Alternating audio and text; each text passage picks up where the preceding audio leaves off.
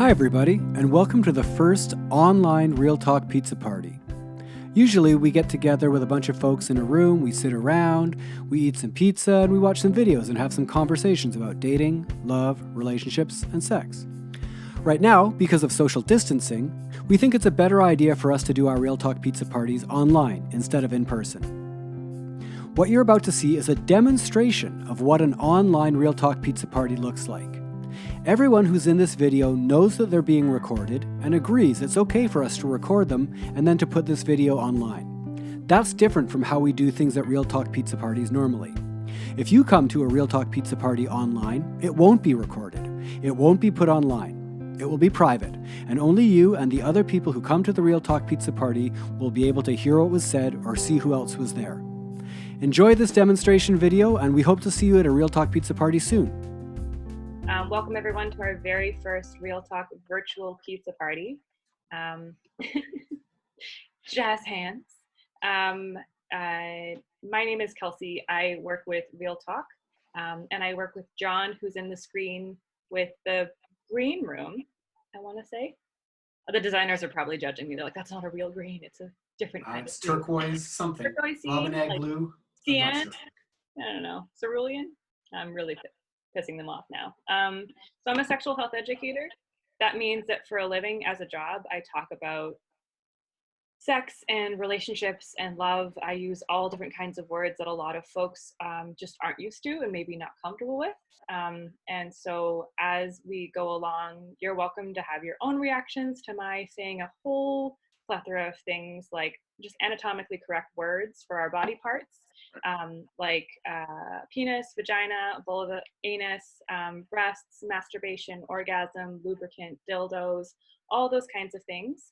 Some of the policies or the suggestions do still apply, as they do in in-person pizza parties, that consent is ongoing, that you wanting to be here that is always applicable. If you decide at any time that you want to check out, you don't like a conversation that's happening, you'd rather just take some space, you don't need to necessarily tell us. You can mute your microphone and you can walk to another place in your house. You can leave, you can do whatever you need and come back if you want, or you can just leave altogether and John and I will maybe touch base with you after the fact.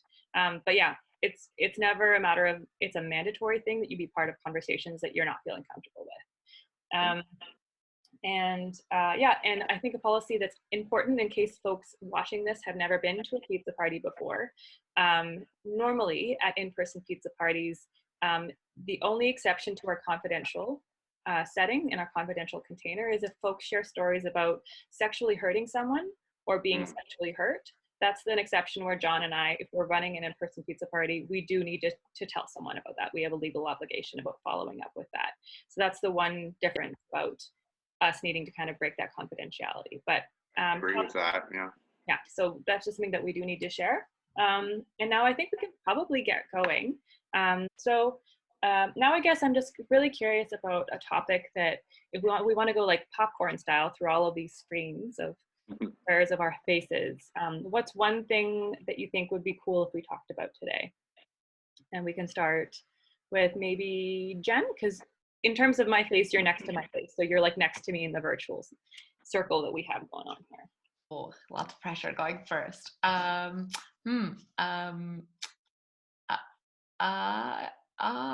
I was thinking about is related to relationships is like, when is a good time to live with another person? I like that one because I'm kind of wondering the same thing. I'm just going to write these down because I don't have a very good short-term memory if I don't write things down, but so I can make sure that we go through all of them and we do cover them. That was great. Well, let's see. I love it when we get together because it feels more interactive, more, very close, and it feels good when we have the conversations that we do about this and that, about sex, and also about, just like listening to other people, what they have to say about all kinds of stuff. And I'm really happy to be here and meet new people. It's cool. Thanks, Paul. Yeah. Maybe I'll throw in. One thing that's been on my mind recently is that if a person, say, noticed like a rash on their genitals or something different or around their genitals, what should they do about that? What would be a good next step?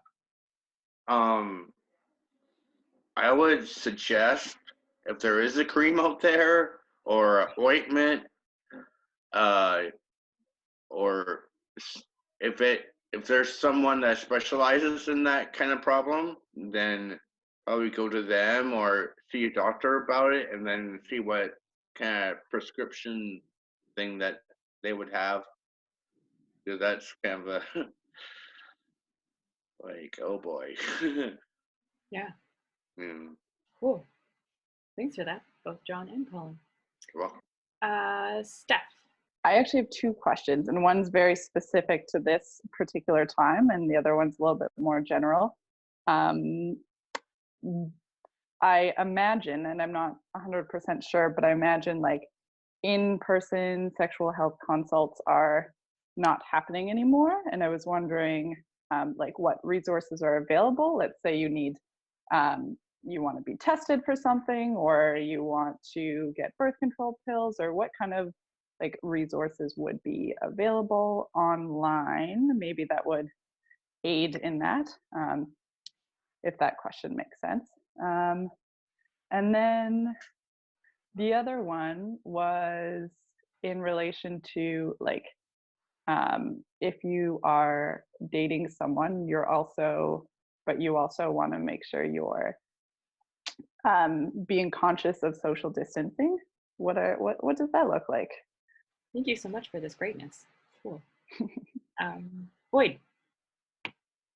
Yeah, I don't know. I think I have sort of a similar question to what Steph was asking about.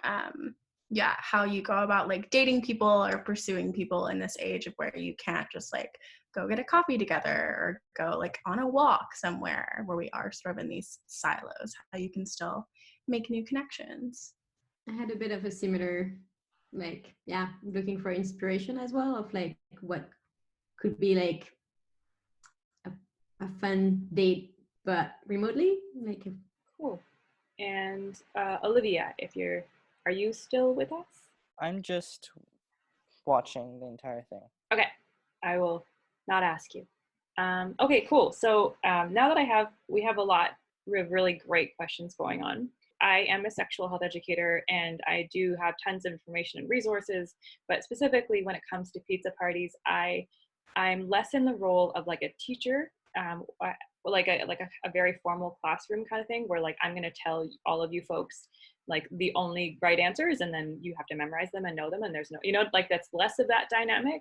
And I'm more of a genuine facilitator between people's own suggestions and their own lived experiences.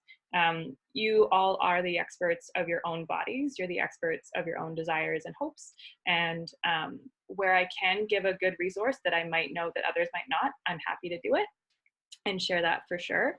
But also just as important and integral to like this kind of conversation is if folks have their own personal experiences that are very applicable to the questions being asked, that's very encouraged. So the first one I had down was, when is a good time to live with someone?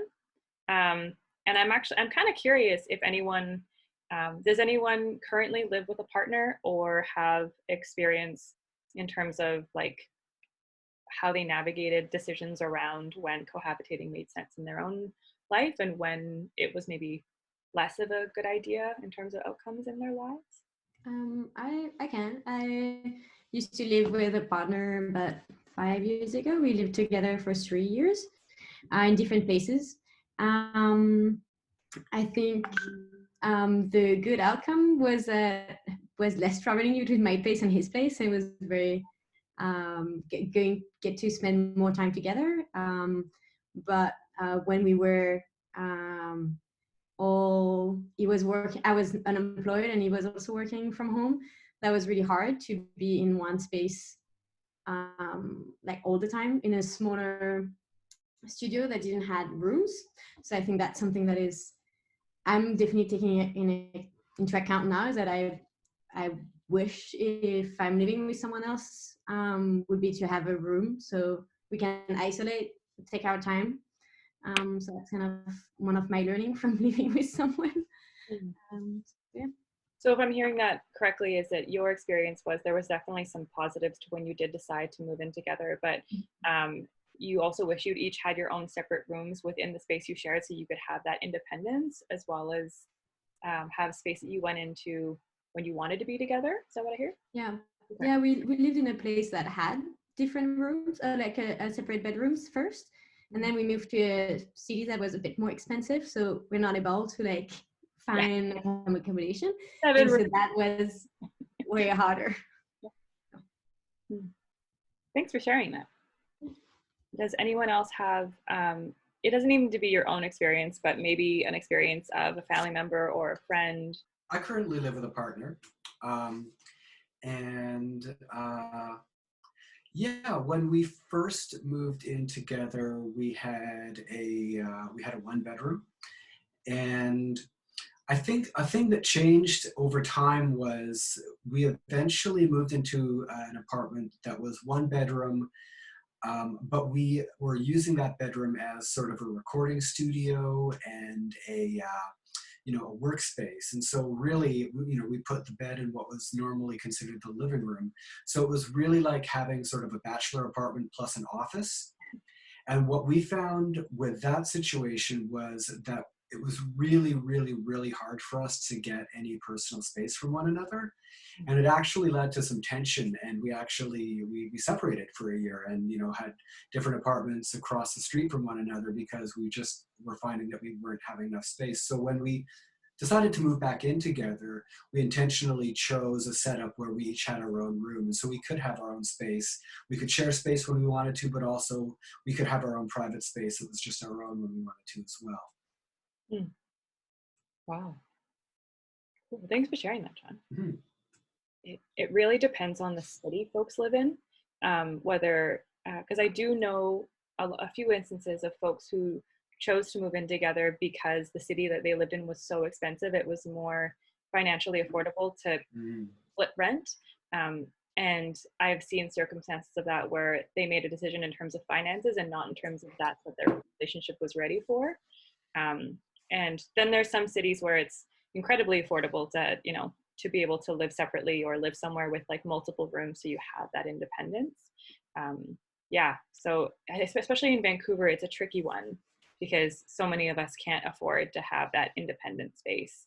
And there are a lot of folks I know, I think, that decide earlier than they might have liked to on their relationship timeline that moving in together would be a financially great decision, but maybe they aren't there in terms of their like, this is how well we know each other, this is how comfortable we are with each other, we know how this will impact our dynamic.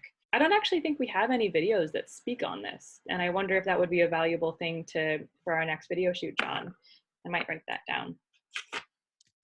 There's also the challenge when one has a roommate, that having roommates kind of, that's why we moved in the first time, not just, but I had difficult roommates, so that kind of helped the move. Yeah, certainly if you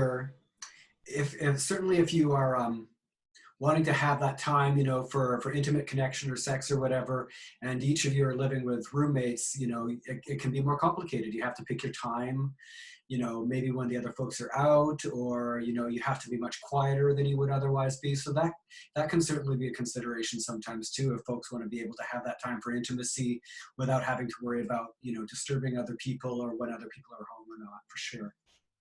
Anyone else want to share anything around, if you haven't ever lived with a partner, what things in a relationship are like green flags or things that tell you like, okay, I am with this person and these things have happened, or I feel this particular way and I think I'm ready to take that leap, make that decision. Like, when would that be for you folks?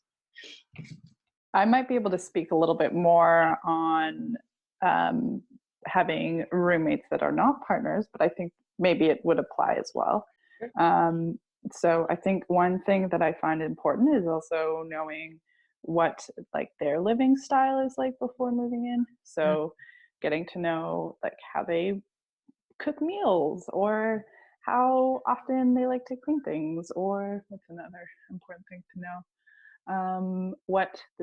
How they use shared space and things like that. It's like quite important, because you then can imagine how you would fit into that setting as well. Yeah, I love that.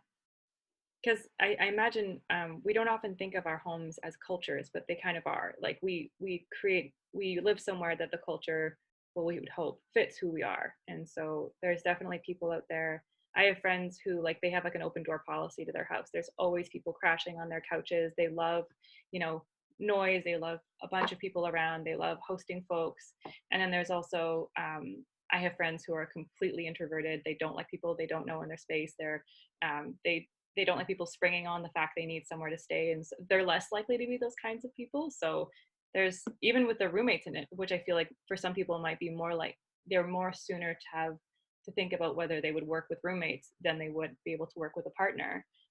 That's still someone coming into our culture, or someone with their own culture who we have to do that math around of like, would we connect or would we not? And what would that look like?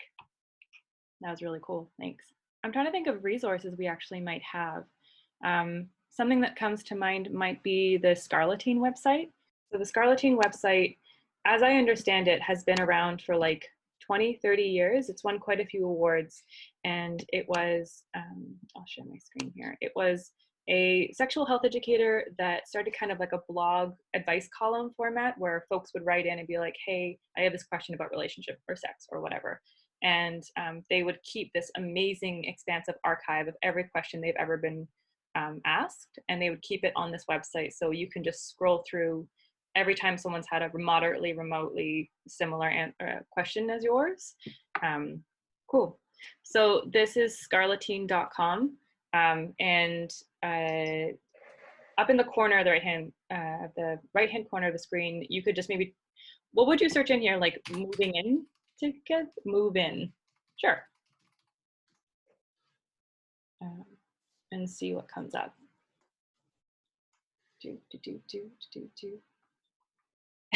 You, them, and a U-Haul. Considering cohabitation. I feel like that's kind of perfect.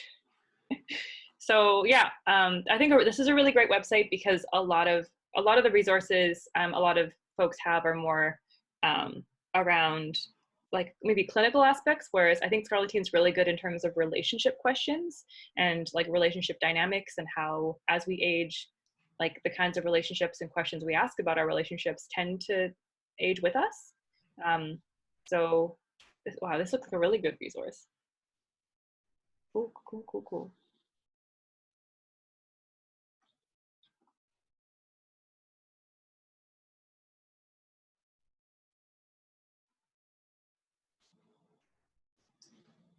There was actually, I think in that brief skim, I saw something that was what Steph said, is like, before you think of taking the leap with a partner, try and have a platonic human that you live with and see how that goes. Cool. And yeah, sort of as like a wrapping up of this topic, John and I will try and find some folks who want to talk about what it's like to live together and those decisions that people make in their lives, and get them consensually to talk about it in front of a camera, and then we'll make recordings of it, and then it'll be on our website forever. The second question that I think we had was if someone has like a rash or something that maybe they're concerned about in terms of their genitals or their sexual health or their body around their sexuality, like what should they do? Where should they go? Who should they contact? Would it be helpful if I answered this question, or we looked at this question in terms of right now while people are social distancing, or should we look at more? Okay, so this one I know a bit about because I run a sexual health clinic, and so that's like the options for sexual health kind of umbrella. All the clinics that are sexual health clinics across kind of Vancouver and BC in general, they're all being impacted roughly the same way by the COVID outbreak. And so they're all changing how they usually work. So if you're watching this and currently social distancing is a thing that you have no idea what we're talking about, and it's long in the past, maybe this isn't applicable to your life and you have a lot more resources you can access. But for right now, a lot of the sexual health clinics are doing what's considered no contact, meaning that people aren't able to go into a clinic for just routine screenings. Like if you are showing no symptoms and you don't feel like it's something that you're too concerned about, you just want an everyday routine sexual health test, that's probably going to be harder to get right now, because they're trying to triage and assess folks based on more higher, I wouldn't say higher risk, but more like, so symptomatic STI treatment is more likely to be seen sooner at a sexual health clinic. And so this is the Options for Sexual Health website page that John's showing us right now in terms of how the clinics are being impacted by COVID. If you're someone who you might have a rash in this particular instance, you just describe to them what the sensation of the rash is like, how long you've had it, any other information you think is important to share with the clinician. And what they'll likely do is they'll prepare a prescription medication for you to put into a bag, and they'll walk out of the clinic and they'll hand it to you so you can just take the treatment home. I think it's like through a paper bag, so a no contact passing through the front doors of the clinic, where they would just give you like a bottle of pills, and then you can take it for 7 days, 14 days and have that cleared up. Or what they'll do is they'll recommend that you go to a pharmacy. A good resource right now in terms of social distancing is a lot of pharmacies are still open and functioning at much higher capacities than a lot of sexual health clinics are. They won't do physical examinations as well, but you could also ask them in terms of symptoms. So you can still access some of these things. It'll just depend on what the clinician decides. If you're someone who wants birth control, you want to start a brand new birth control, or you want to pick up birth control for something that you've already been on for a while, you can do that at a sexual health clinic, and you can do that specifically at an Options for Sexual Health clinic. What I might do actually is if we can go to the Sex Sense line. So the Sex Sense line is really great. You can call them. They're open Monday to Friday, 9 a.m. to 9 p.m. And if you want to find out where the closest Options for Sexual Health clinic is to you, to either get treatment for maybe a rash you have or get a birth control prescription, you can find out through that telephone service where the one that's open is closest to you. There's a few in the Lower Mainland kind of area. Yeah, so there's a few clinics around. But if you call the Sex Sense line and just ask them like, hey, this is where I'm in Vancouver, where's the closest clinic? I want to get my birth control renewed. I want to get a test. They can do that for you. There's been a lot of questions, maybe this is applicable, but there's been quite a few questions when folks are like, hey, can I get my COVID from my partner from kissing? Like, can I get COVID? Is it sexually transmitted? Like, what are the things that I need to be paying attention to?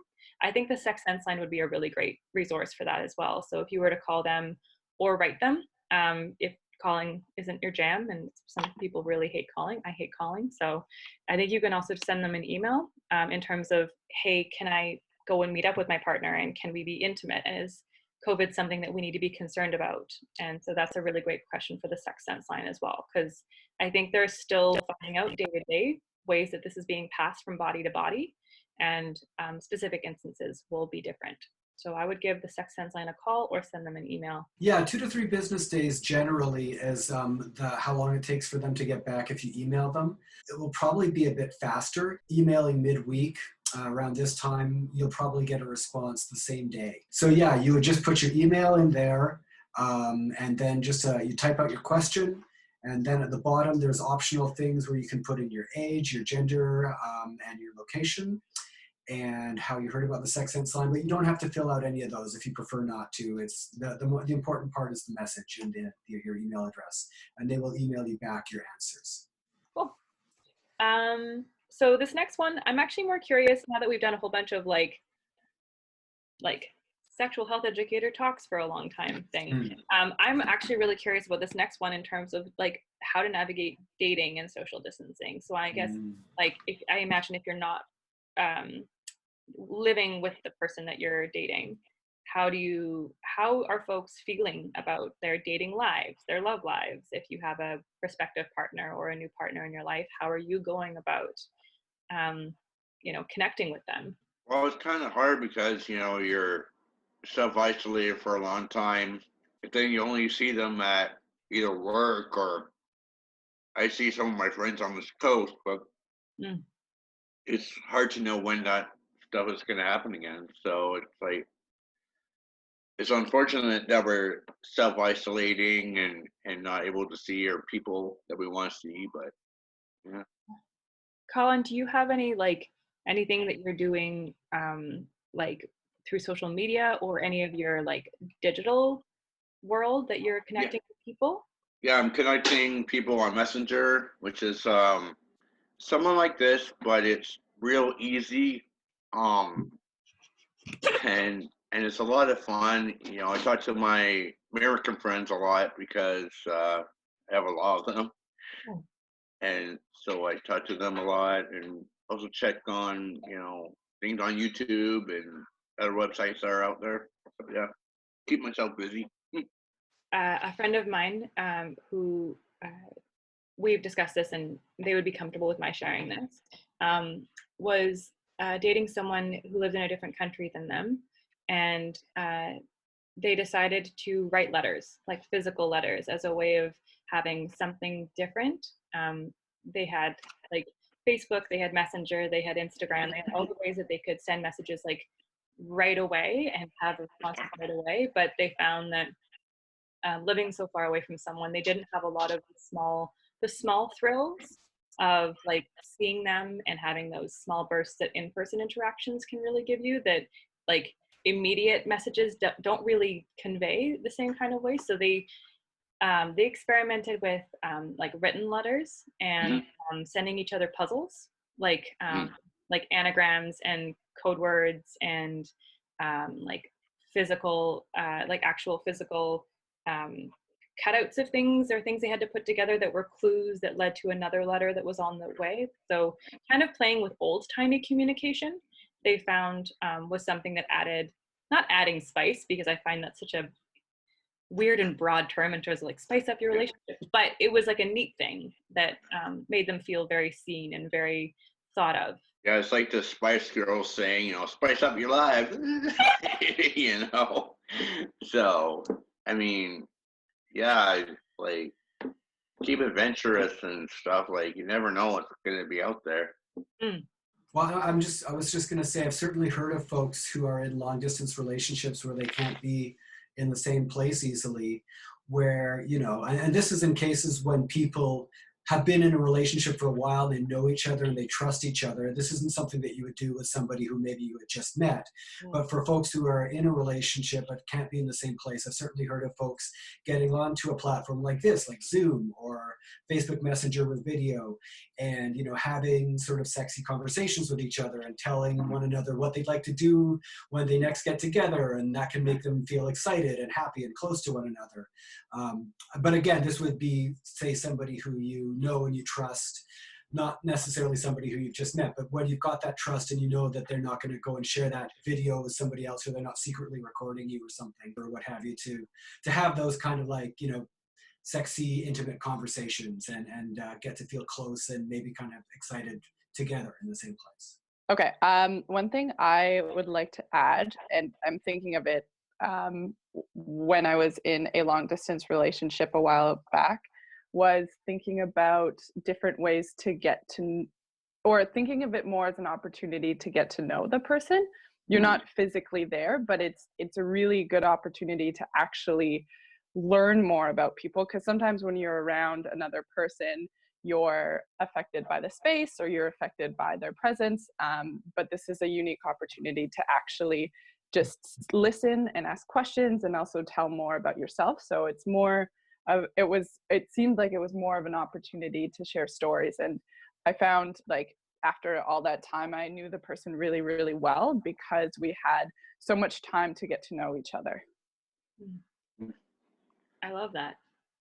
I do agree with that, because then you can like search on the net about where they're from and get to know like the area and sort of like check out, what's local and like what restaurants or cafes and stuff in that area of the world. And then, once you get there, when this hopefully thing will stop, then you can try it out and see if it works. I love that so much. I knew someone who was dating a botanist, and the way he tried to kind of show, because he knew nothing of like his boyfriend was a botanist and he knew nothing about like anything to do with like the nature or the real world or the natural world, and he like would spend hours on Wikipedia trying to research different kinds of flowers he knew was growing around that person's house or like in the neighborhood. So yeah, that kind of like that kind of slowing down and trying to have that, whether you choose to or not, like in long distance relationships, of like pacing yourself and taking that time.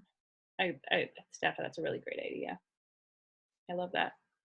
Another thing is like a Netflix party is like a Chrome extension that I've seen going around, where if all you really want to do is just like cuddle up with the person that you're dating and like watch a movie together or like judge it together and narrate the whole time because it's what you do. I think it's a Chrome extension. Yeah, so it's if you have Google Chrome, you add. Yeah, you just add it as an extension to your. I haven't used it, so I actually don't know how to navigate this. So if anyone else has done it and they can speak to what it's like or if it's easy to use, but I've used Netflix Party with some of my friends who live back in Alabama, and I haven't really loved it because it's chat based, and I don't like to type while I watch things, but I have been using Zoom and then sharing my screen with Netflix playing on my screen. So then we can watch it together and both hear it and talk about it in real time and still see each other, instead of just having to like text back and forth. But if you're a person who's more into texting, then there's another way. Yeah. So your tip is that if you just get Zoom with the person, because is it true that with Zoom you're allowed up to up to 3 people in total, or is it just one-on-one and then that's the unlimited amount? Who knows the intricacies of Zoom? I think unlimited, it's only like one-on-one because we had 4 people on the call, and every 40 minutes we would have to restart the call, which was obnoxious, but also was fun in the end because we would like joke about it. So it was fun. Plus, then you have like an intermission in your shows. Like old time TV when there were like commercial breaks and we had to like time all our bathroom breaks and go getting snacks from the kitchen with however long the commercial was. Any other ideas in terms of what folks like how dating and social distancing has gone down for them? I know some of my friends have been like doing things together from afar, like baking the same recipe on different sides of their screens and then like eating that together, or like going on walks together in different places, but like still communicating while doing so. Wow. That's cool. Yeah, so you can have like a sort of shared experience and talk about it even though you're not in the same place. That seems to be the key too, is that we all want to talk about what's happening with the person. Like what we would be narrating the walk we would go on with this person we were dating. You know, we would be commenting on like, oh, it's a weird bug, or like, look at that house. I don't know. That's what I do on dates. I comment on bugs and houses, but like that element of like you want to be able to like in real time hear their reaction to the world around them, and so that maybe like the having that video conference. I love the recipe thing though. I especially love the idea that like maybe I don't make the recipe properly and I like have it really be not very good. So our first bites are very different experiences. And the person is like, wow, this is great. I'm like, oh my God, I'm confused. What did I do? That's so cool. There's one app that I've been using recently in the last week, I just downloaded, is House Party. I'm not sure if you guys have checked that out, but it's kind of fun because it's like, it's a video chat, but then multiple people can just like come into one room. It's usually like based on your social network, I guess, or people you have on, say, added friends on Facebook. But I don't know if it's for better or for worse. You can also like people that friends of friends can join. So like you might be in a room or like on a screen with multiple people that you might not know, but it's kind of fun. And then you can layer on different kind of games. You can play like Pictionary or other games while you're still in video chat. So it's been a fun one, and it's been amazing for me to like connect with friends that I haven't seen in like 10 years that either live in Vancouver or across the country. So cool. What I particularly really love about that is that it's touched on. We've been talking about how to maintain relationships with people that you already know, and maybe the people specifically that you are dating, but the ones you have already in your life. But what I love what you just said is that friends of friends can join. So like at an actual house party, you can meet people Right. that are vetted and vouched is what I was going for, but it came vetted. Yeah. That are like vouched for through people you already trust. And you Mhm. can have these like separate conversations where like you might meet them at the kitchen sink when you're both getting beer and like, Right. oh hey, how do you know this person? That's super cool. Let's talk about life. And like, because I don't think any of us are thinking, I mean, I wasn't until just now, how to create new connections at a time like Yeah.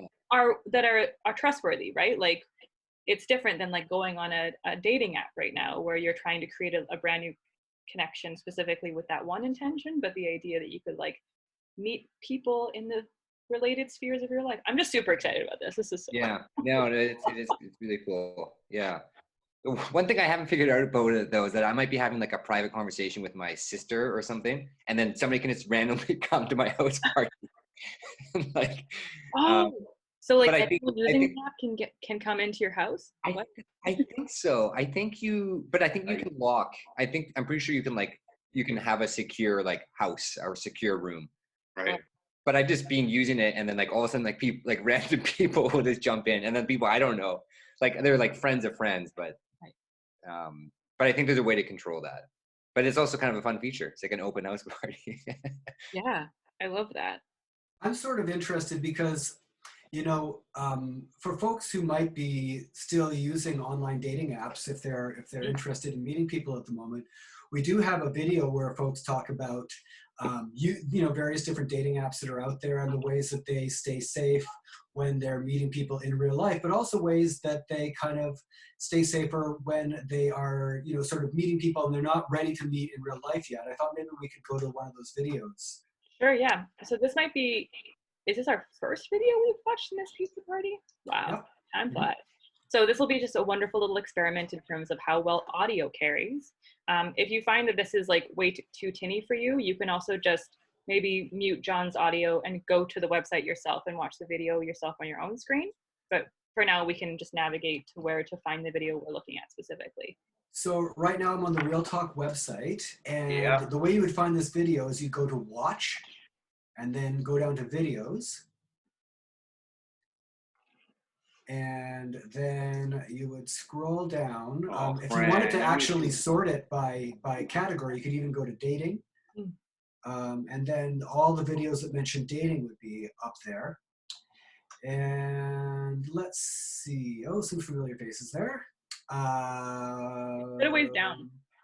Pardon me? I think it's the one with Larissa's face on the left hand side. Yeah, here we go. What's it like to meet people online? So we'll click on that. And then that should take us to this video.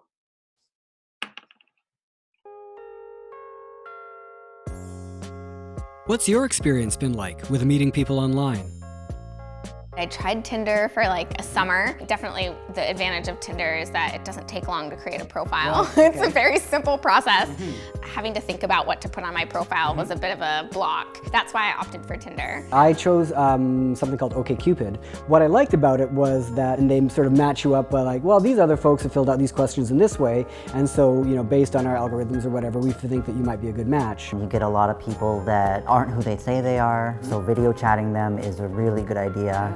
Video chatting is a really good way of having the first step of meeting online or meeting offline and in real life.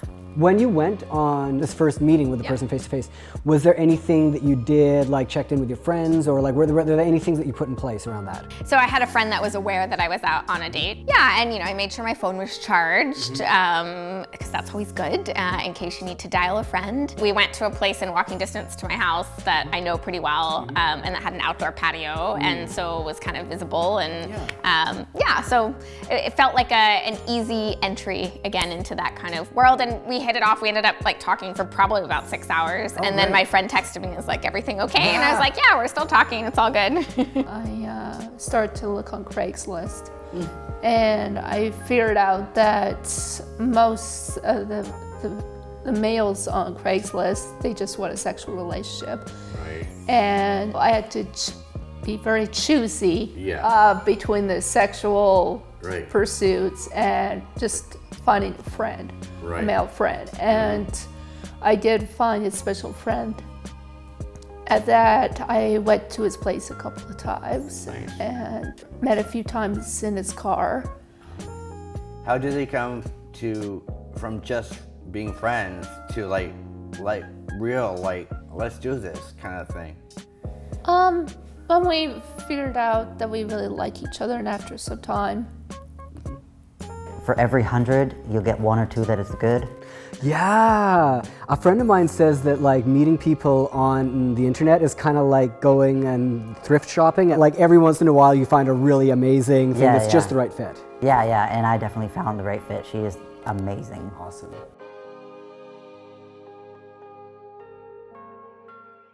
Yay. Because I feel like it's probably more likely now that people are, if they weren't really interested in online dating before, they might be more likely to try it right now because we all are at home with maybe Wi-Fi and not a whole lot else to do.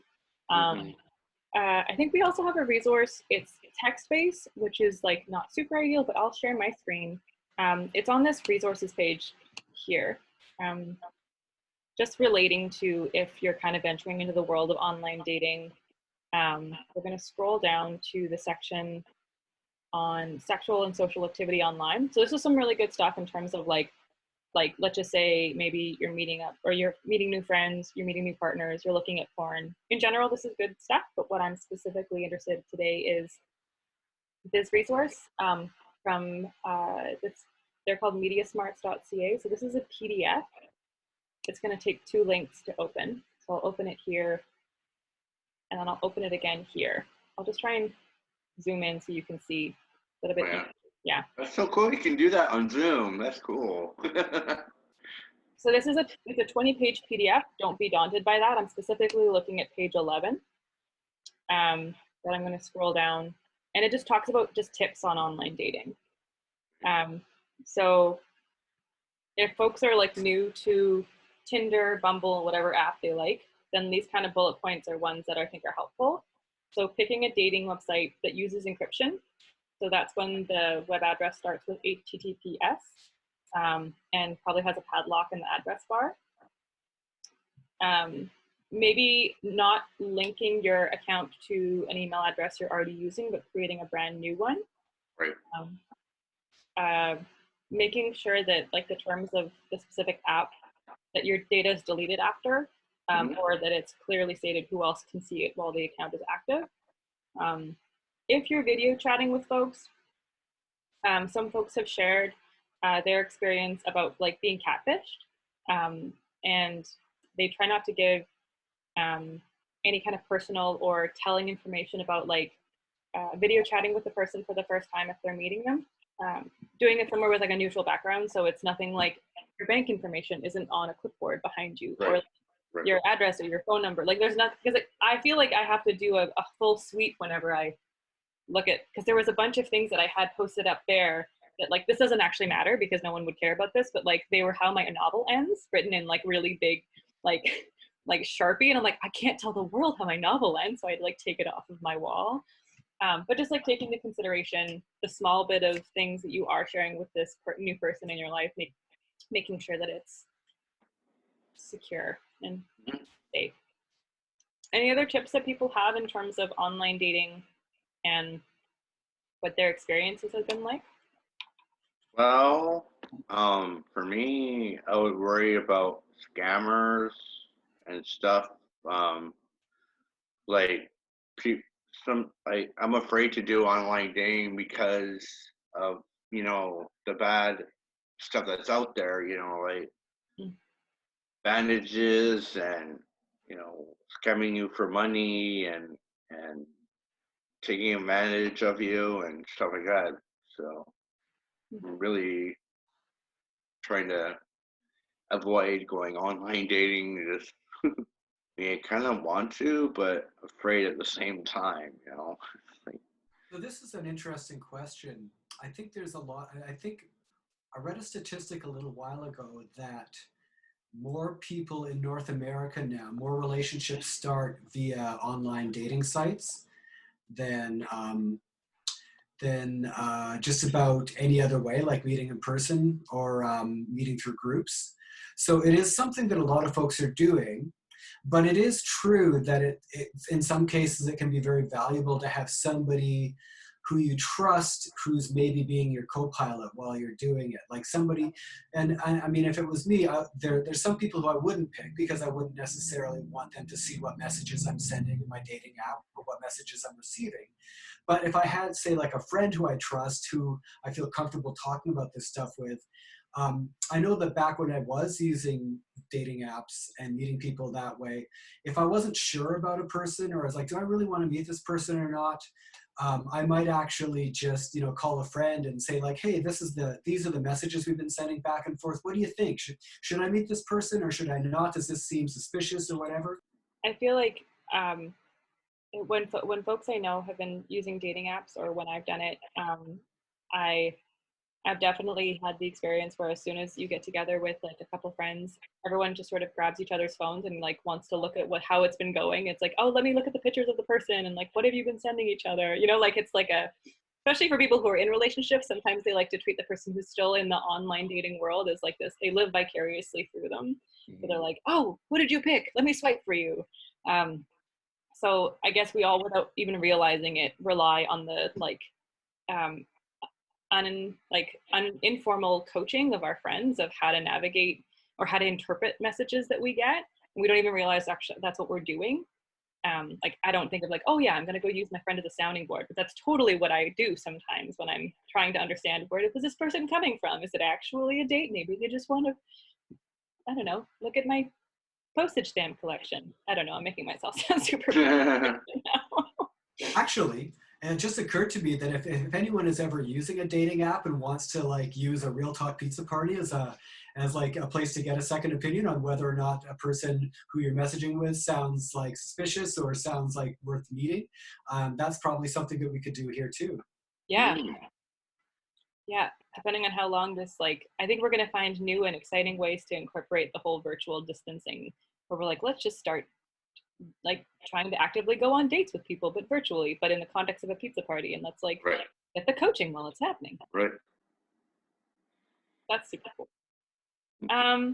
Okay, well, I think we've gone through a whole bunch of topics today. I feel like this could be a bit of a wrap, but cool. Well, rock on, guys. Thank you very much.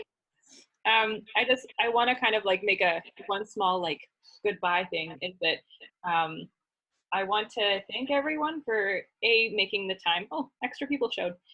Making the time out of your day to do this, but also just kind of acknowledging that nothing got too weird. We're all still alive. We all had these conversations, whether we were comfortable having them in our regular lives or whether it's just sort of new to us to be talking to a bunch of people we might not know very well, but who all came into the space with the same kinds of intentions and the same kind of curiosities. This is in some ways very different than an in-person pizza party, but it's kind of the same. I think there is the same idea of we do come together to have conversations we might not be able to have in other parts of our lives. And it's a place that some people might not know that they can access resources or talk to people. And it's really great that all of you decided to come together and have these conversations with John and I. So thank you so much for this. Thank you. Thanks very much. Thanks, everyone. Thanks for coming.